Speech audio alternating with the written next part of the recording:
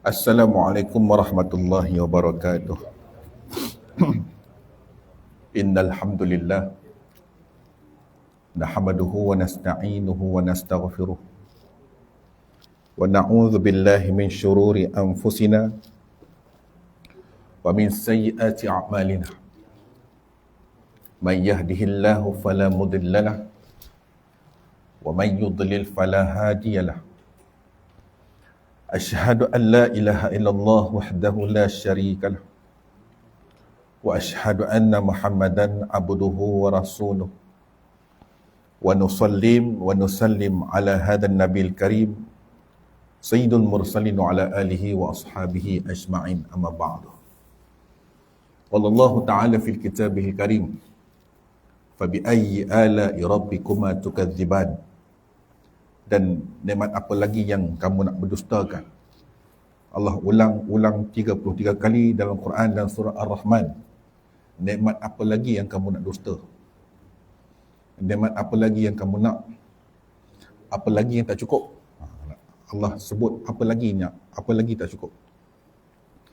Dan firman Allah yang lain, la in syakartum la azidannakum.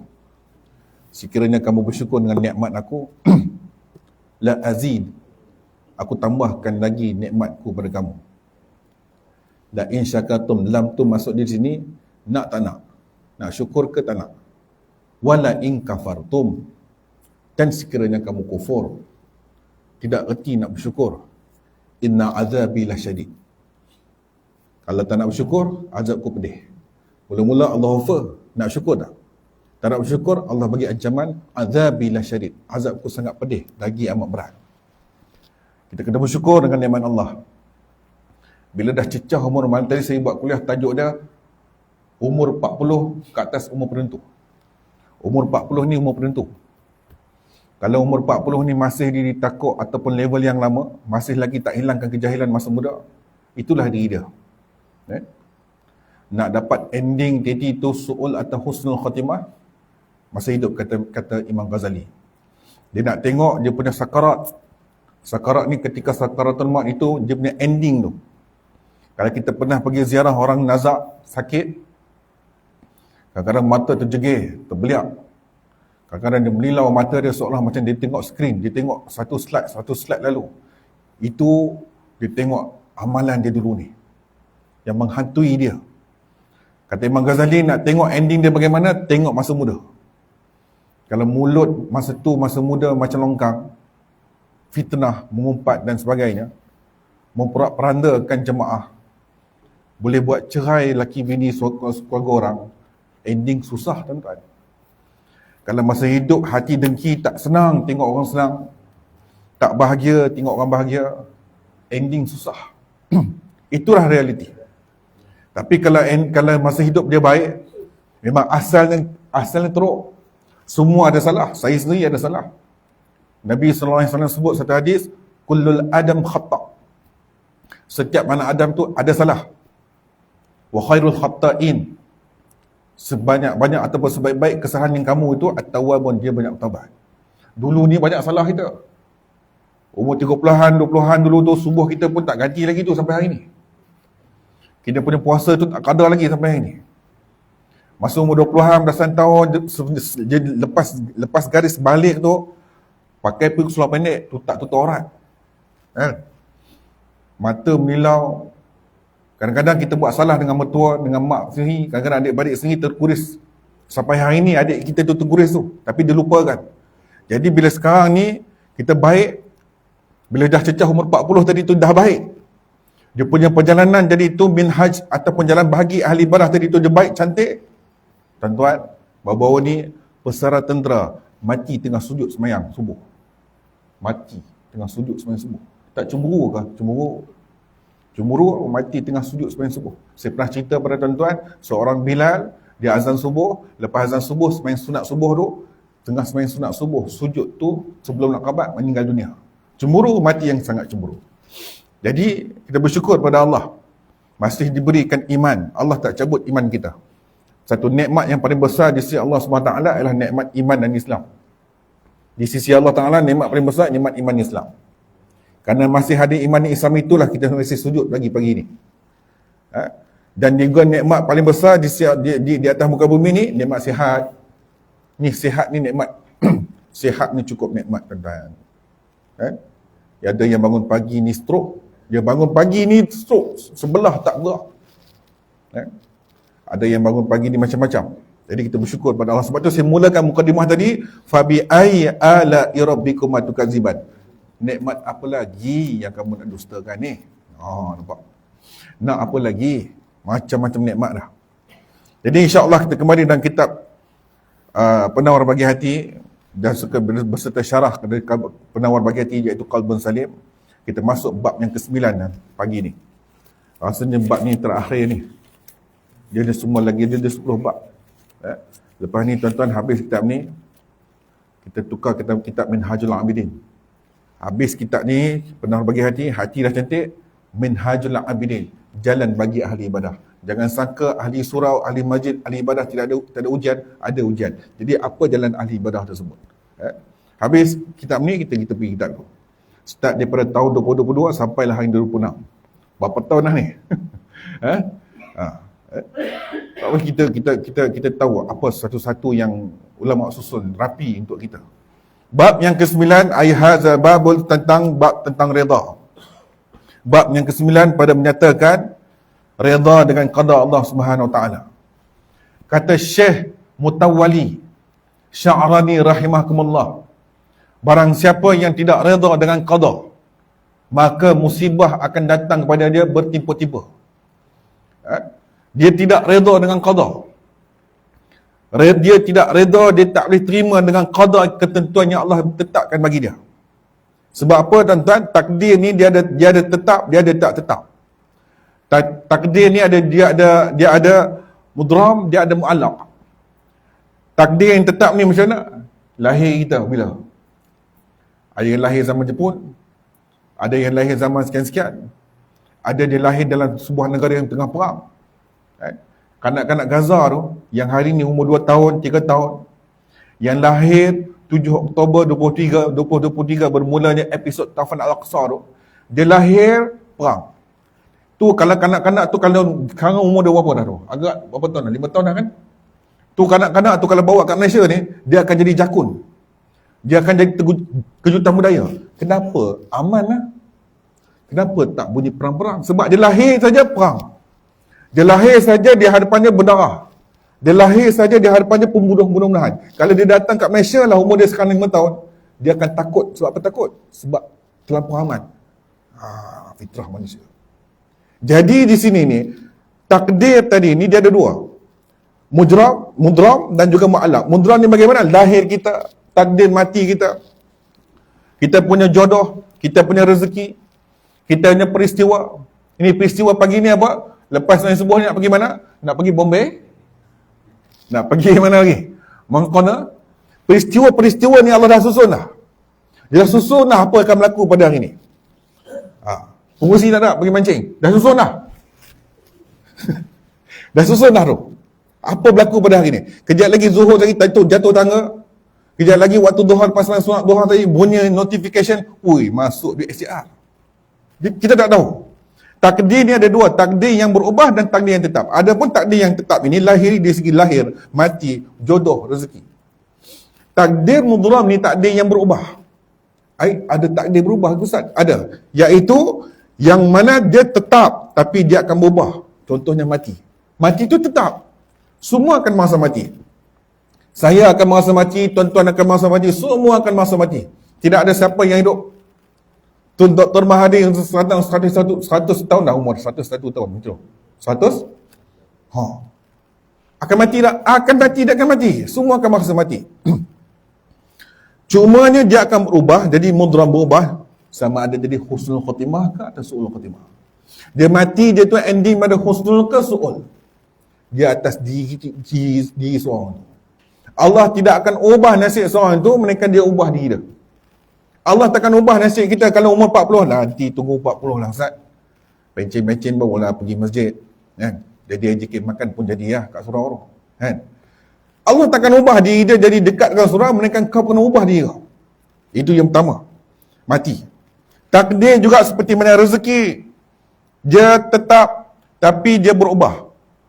Rezeki tu tetap ada rezeki kita, cuma dia berubah di sudut mana? Barakah tak berkah.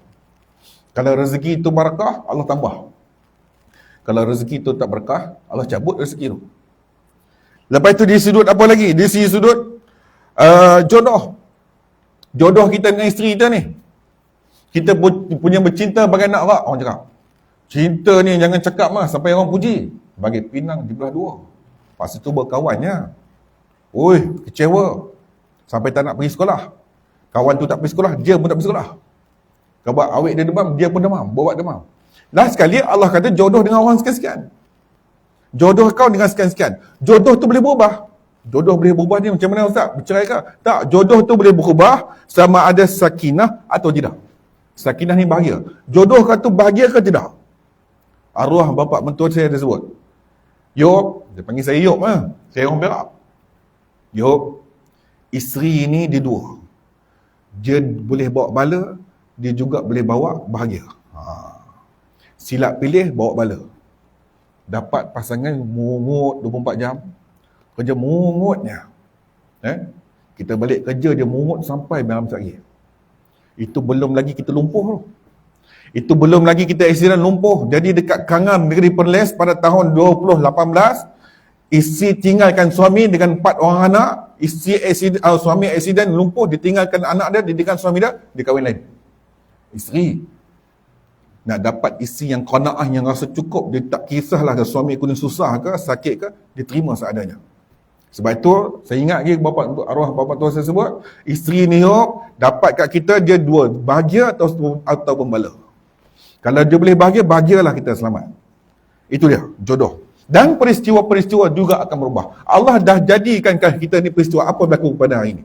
Dia akan berubah disebabkan atas diri kita juga. La ghairul qada'ullah illa bidu'a, kata ulama. Tidak akan ubah qada Allah itu melainkan dengan doa.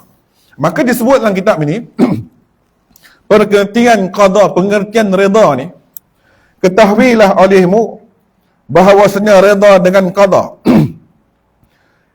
Allah Ta'ala itu maknanya suka hati akan segala yang dikehendaki oleh Allah Ta'ala dan ketiadaan i'tirad, menyangkal akan segala yang diperlakukan oleh Allah SWT atas hamba-Nya.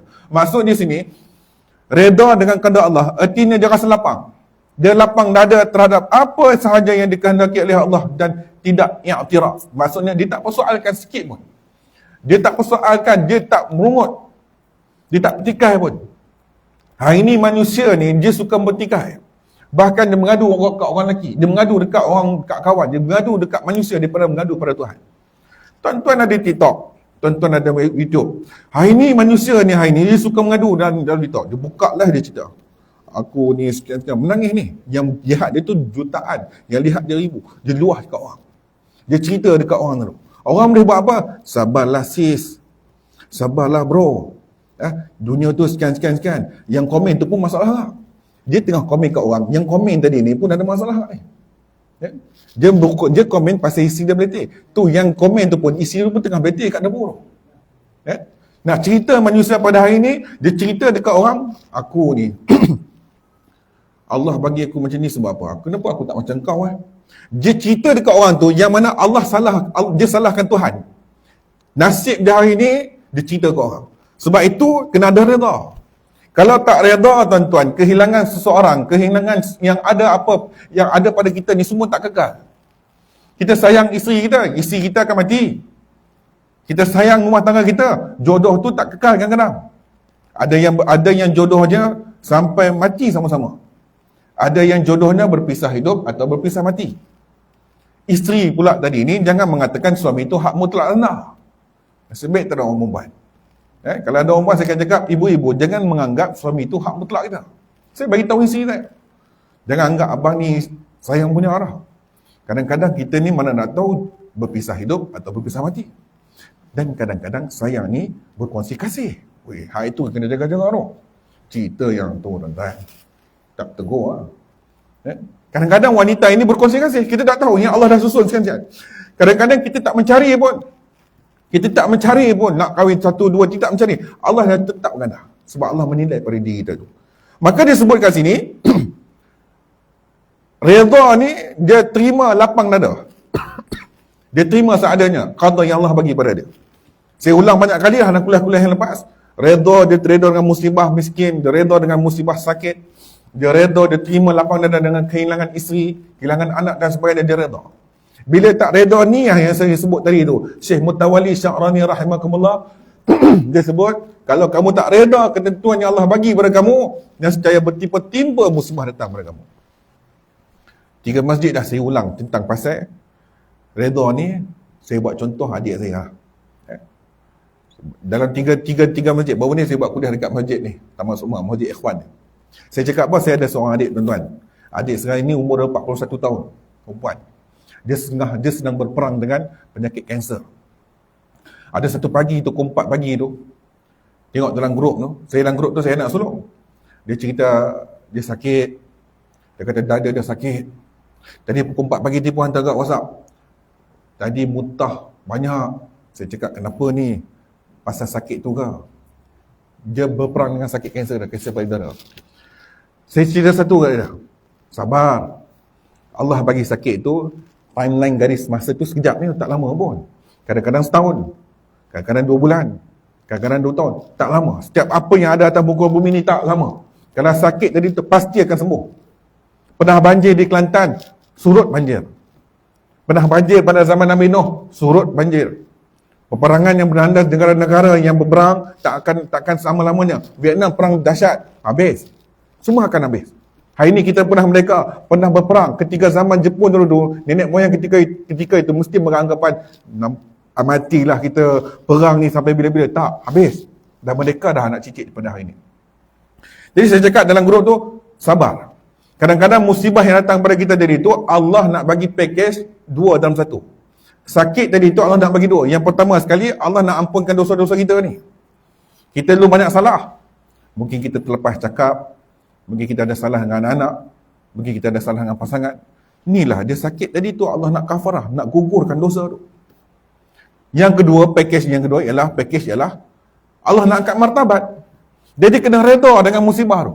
Berlapang dada. Bila kita tidak reda, kata Syekh Habib Zainal Abidin, apabila sekiranya musibah itu membuatkan kamu jadi baik pada hari ini, tu buat apa kita merungut dengan musibah tu? Oh, sebab musibah ni aku jadi baik ini, dekat dengan Tuhan dan sebagainya. Itu. Kata Imam Al-Muhasibi berkata, redha ialah hati yang tetap tenang dengan apa yang berlaku yang telah ditetapkan oleh Allah SWT. Ini para ulama bersepakat semua sama. Redha ni bermaksud hati dia tetap tenang dengan apa yang berlaku yang telah ditetapkan oleh Allah SWT. Kata Imam Ibnu Ata'illah As-Sakandari berkata, redha adalah pandangan hati terhadap pilihan Allah SWT.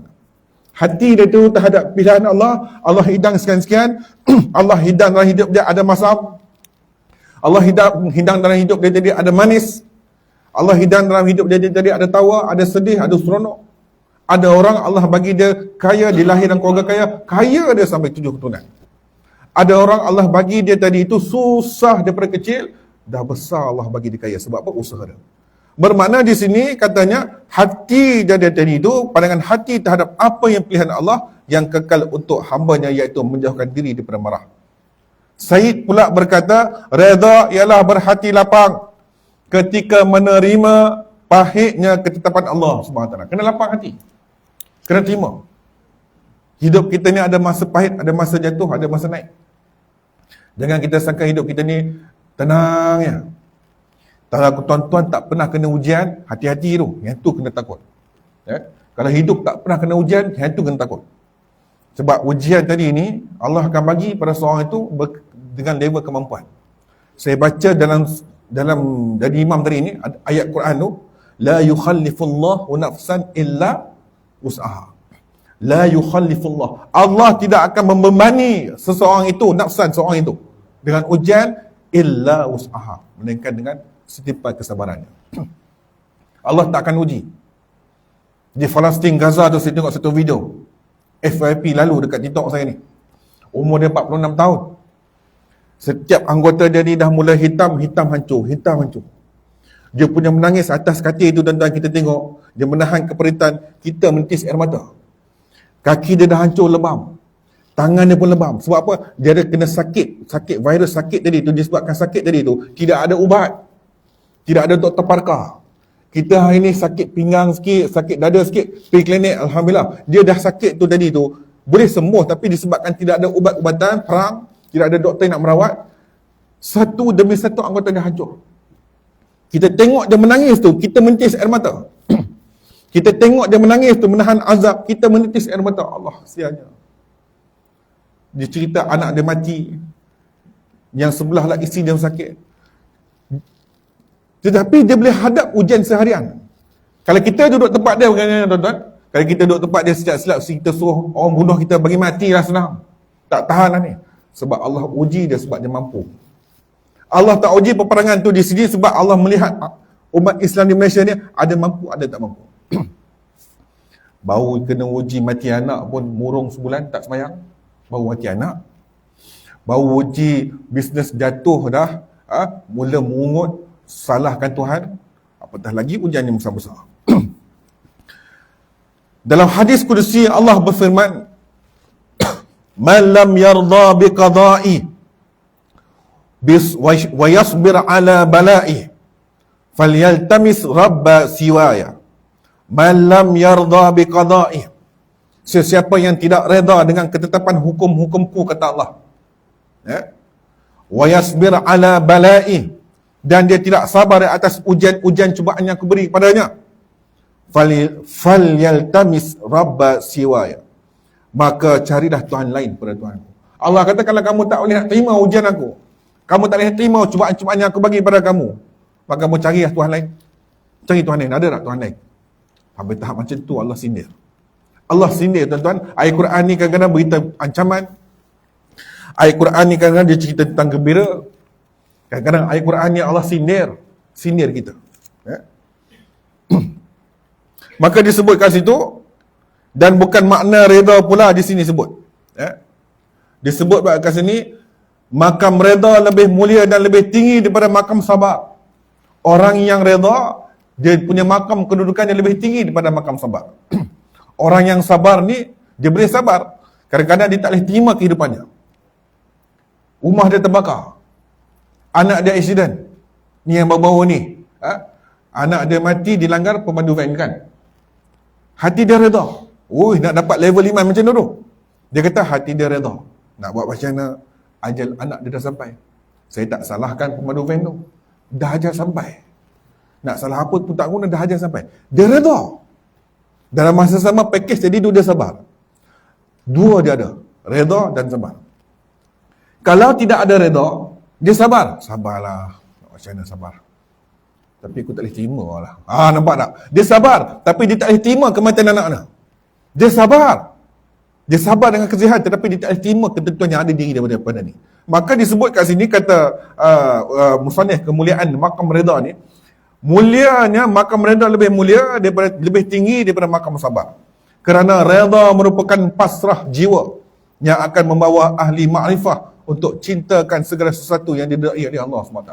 Reda ni adalah satu makam ma'rifah. Seorang itu kenal dia dengan Tuhan tadi tu, dia terima apa yang Allah Ta'ala bagi. Kan tenang tuan-tuan nak dapat reda ni. Cakap senang lah Ustaz. Saya ni ujian macam-macam dah ni. Isteri saya dah lari. Anak saya sakit. Kerja baru nak habis. Cuba Ustaz duduk tempat saya. Nampak tak orang cakap ini? Cuba Ustaz duduk tempat saya. Ustaz cakap senang lah. Berapa rapi atas meja kuliah tu. Ustaz tak duduk tempat saya. Ada orang cakap macam tu. Sebab Allah uji kau tadi. Sebab Allah mampu. Allah uji cara saya side lain. Cuba Allah uji side saya ni pada awak. Mungkin awak pun belum tentu. Ada orang Allah uji dia dengan sakit tadi tu. Sakit tu daripada muda sampai ke tua. Ada orang Allah uji dia sakit, perit. Tapi dia reda, dia sabar, itu package Allah bagi. Walaupun ia berbentuk musibah, dia melihat semua itu sebagai kebaikan dan rahmat. Apabila datang satu musibah pada dia, ketentuan qada tadi tu, dia reda. Walaupun musibah itu dia anggap sebagai rahmat pada Allah SWT. Sakit ni rahmat. Terus saya bagi tahu dekat adik saya tadi tu, sakit ni rahmat.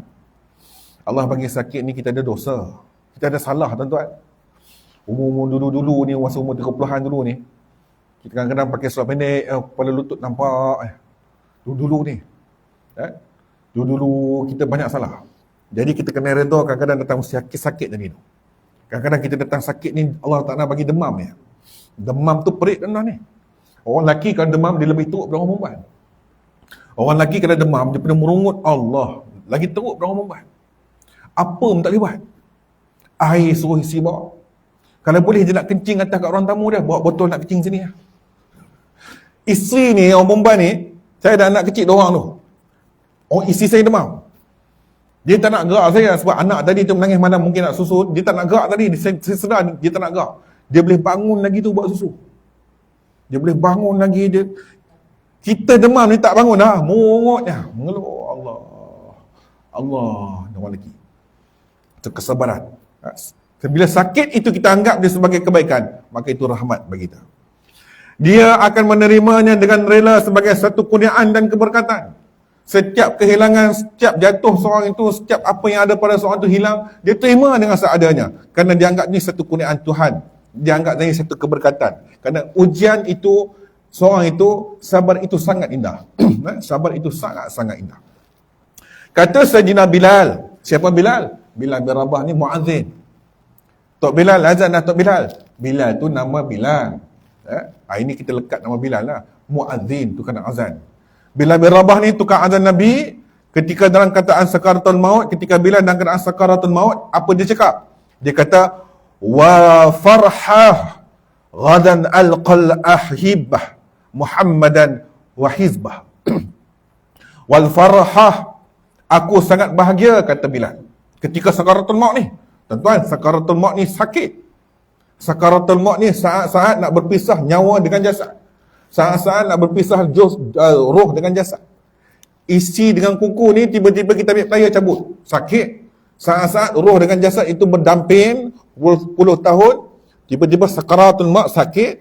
Kata Bilal, aku bahagia ghadan alqal hibah, kerana esok aku akan bertemu dengan orang yang aku cinta. Siapa dia itu? Muhammadan wa hizbah, Nabi Muhammad dan para sahabat.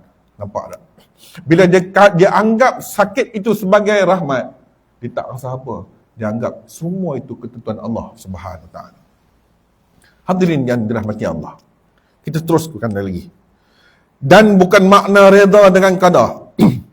Dan bukan makna redha dengan qada itu meninggalkan doa dan berubat. Dan bukan maknanya membiarkan mudarat datang kepada diri engkau serta kuasa engkau menolaknya. Maksud di sini, redha dengan qada itu bukanlah bererti tidak masa sakit ketika terkena bala hujan. Ustaz, redha ni makna kata kalau hujan sakit tu, makna kita takkan sakit ke dia? Tak, sakit tetap sakit. Yang dimaksudkan di itu ialah meninggalkan usaha seperti berdoa dan berubat. Jangan kerana redha tadi itu kamu tinggalkan usaha. Kamu dah sakit, tak berubah. Ni sakit apa ni? Sakit gout. Makan ubat tak?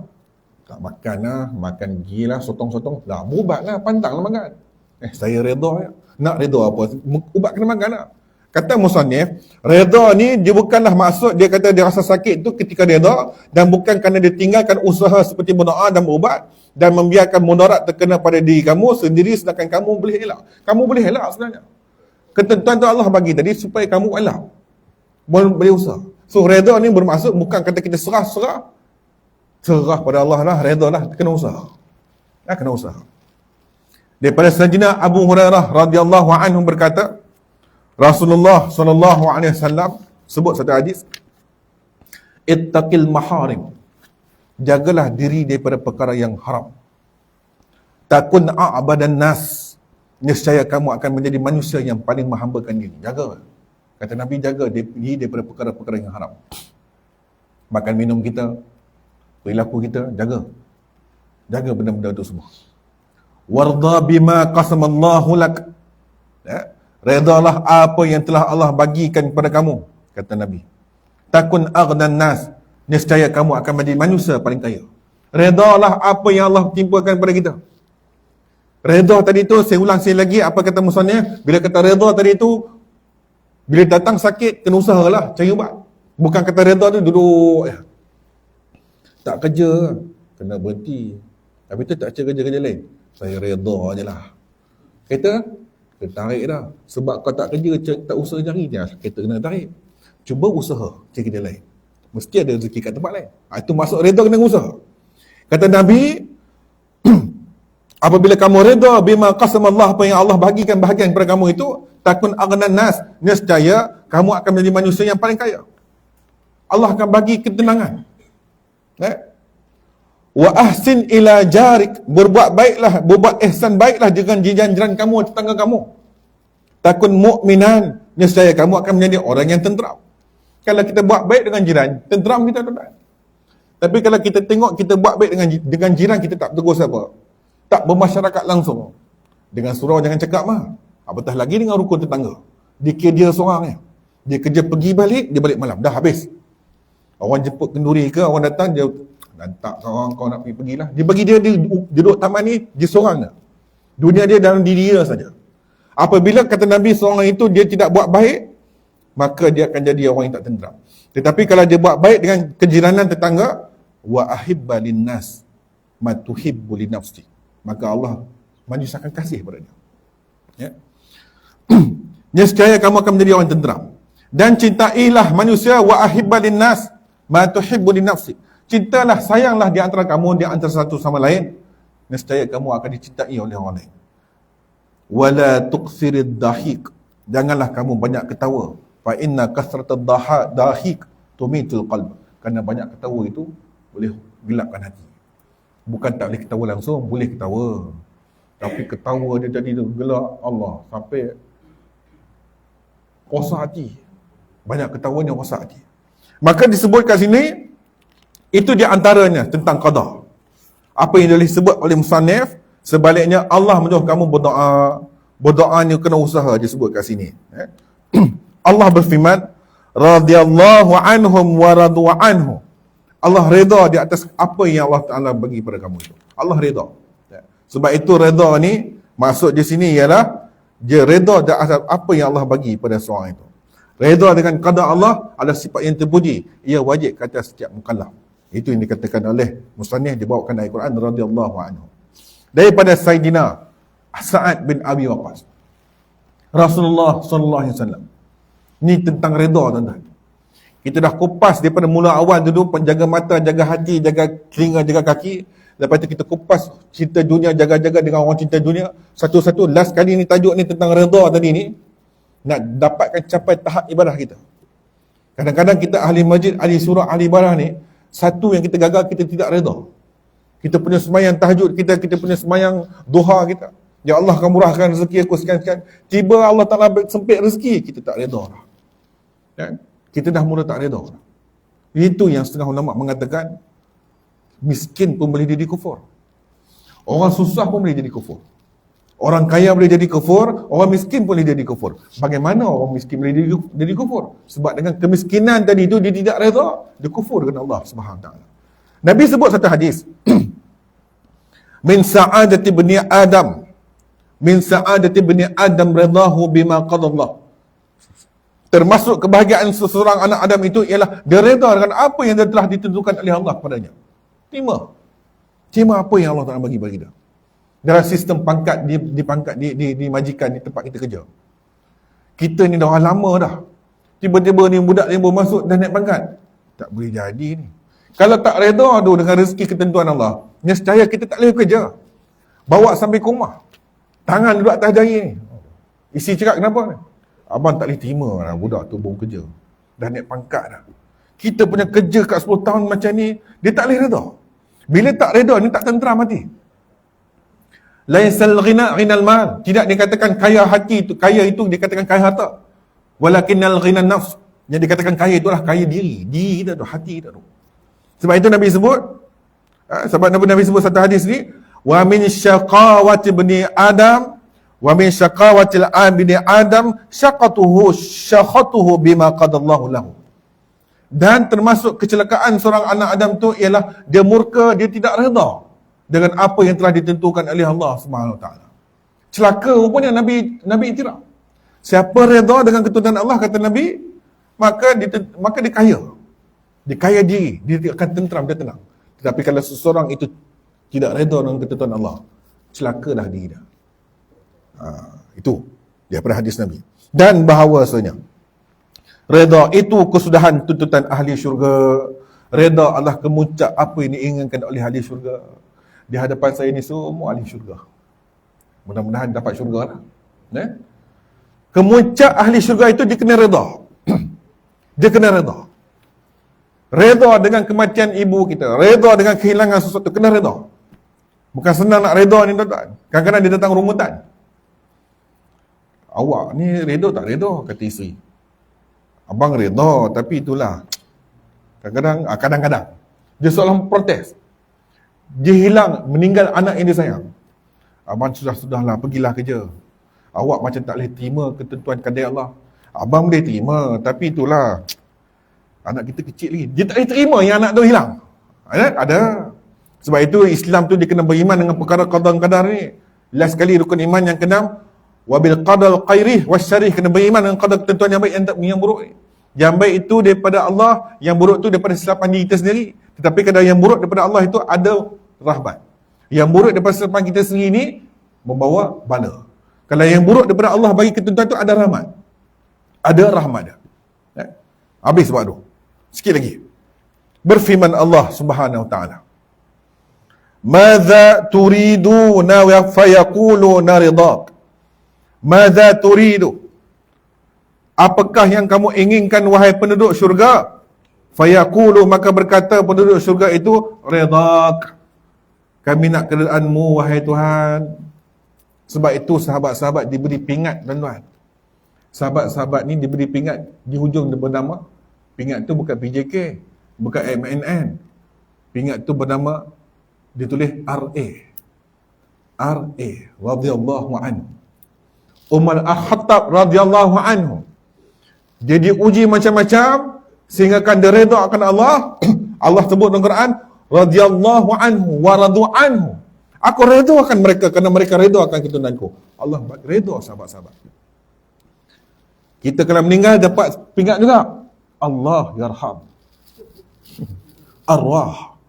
Pelakon legend kita baru ni meninggal dunia, Jalil Hamid. Allah yarham. Kalau yang perempuan, Allah yarhamah. Kalau sahabat-sahabat ni radhiyallahu anhu, Allah redha mereka. Sebab apa? Sebab mereka redha akan Allah. Seperti Bilal, dia disiat isinya, diheret dengan kuda perang di atas padang pasir yang panas, diletakkan batu yang panas, disiat-siat kulit. Ahadun ahad. Ahadun ahad. Allah yang satu. Dia redha. Bila dia redha tu, dia dapat makam tertinggi tu. Radhiyallahu anhu. Radhiyallahu anhu wa radu anhu. Kamu redha aku redha kamu. Hai Bilal, kata Allah. Oi tuan-tuan, nak dapat redha ni bukan senang. Jam pun dah redha kita bertiga ni. Dia kata berhenti dekat ni. Di hadapan saya ni semua nak pergi Bombay. Nak pergi kena roti canai. Yang mancing-mancing lah. Kan? Masing-masing ada tujuan. Mudah-mudahan peristiwa kita hari ini Allah susun kita dengan qada tuan yang baik belaka. Jadi kita berhenti dekat tu insya-Allah tuan-tuan. Berhenti di situ, kita akan sama akan datang lagi. Ya, bab tentang redha ni. Tak silap saya ni bab yang terakhir ni. Bab terakhir lah. Last yang ke-10 pada menyatakan ingat akan mati. Itu last. Habis ni kita insya-Allah kita buka kitab lain. Al-haqqu min rabbik. Yang baik itu daripada Allah Subhanahu wa taala. Fala takun minal muntarin. Yang lemah itu daripada kesilapan kita sendiri. Al-haqqu min rabbik, yang baik daripada Allah SWT. Fala takun minal muntarin, yang lemah itu daripada kesilapan kita sendiri. Assalamualaikum warahmatullahi wabarakatuh. Bismillahirrahmanirrahim. Alhamdulillahirabbil alamin. Wassalatu wassalamu ala asyrafil anbiya'i wal mursalin wa ala alihi wa ashabihi ajma'in. Allahumma ja'al jam'ana hadha jam'an marhuma ya Allah. Jadikanlah himpunan kami pagi ini himpunan yang dirahmati. Wa tafarruqana min ba'dihi tafarruqan ma'suma. Dan perpisahan kami selepas ini ya Allah, satu perpisahan yang cukup terpelihara. Rabbana atina fid dunya hasanah wa fil akhirati hasanah wa qina adzabannar. Walhamdulillahirabbil alamin. Taqabbalallahu minkum.